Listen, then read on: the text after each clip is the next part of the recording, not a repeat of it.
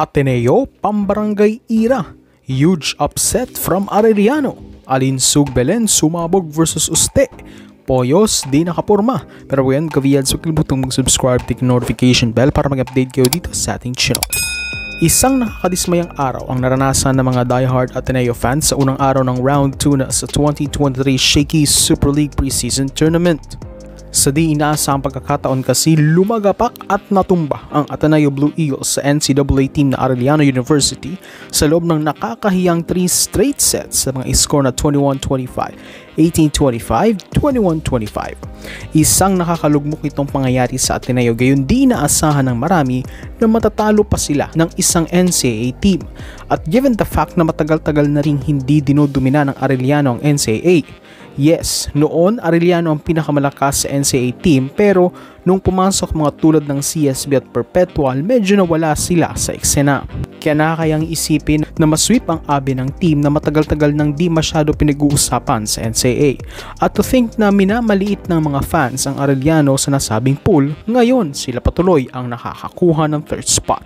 Walang kalatoy-latoy, yan dinescribe ng mga fans ang laro ng Ateneo na rason kung bakit sila natalo. Partida pa na kahit ang Arellano ay medyo makalat din ang kanilang naging laro pero tinalo pa nila ang abe. Napakababa ng success rate ng abe sa attacking na malaking bagay sa kanilang pagkatalo. Meanwhile sa Arellano talagang tinodo hampas ang mga spikers nila na di naman madepensahan ng Blue Eagles. Ang nakakatuwa pa, wala ni isang naka-double digits sa Arellano pero pinakita nila ang balance scoring. Alam nyo ba na lahat ng non-libero players ng Team Arellano naka-score versus Abe? Yes, totoo po yan. 12 out of 14 players ang naka-score sa panig ng Arellano. Sa panig ng Ateneo, halos 2 tao lang ang gumagawa. Ito'y sina Sofia Buena at Lian Ticusman. Makikita naman ang experimentation ni Coach Veloso na siguro factor din kung bakit hilo-hilo ang mga players sa kanilang mga galawan. Naging best player of the game si Marian Padillo ng Arellano. Now they climbed to the 3rd spot sa kanilang pool. Samantalang Ateneo ay lagapak sa 4th place.